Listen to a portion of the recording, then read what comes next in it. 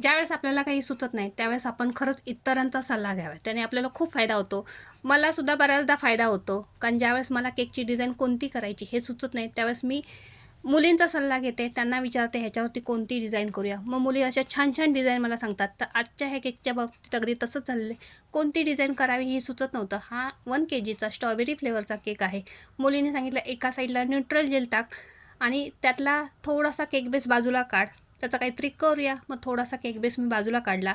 मुलींनी छान असा तो मळून त्याचे हार्ट्स तयार केले आणि त्याला न्यूट्रल जेल लावून मस्त असं फ्रीजमध्ये ते सेट करायला ठेवलं.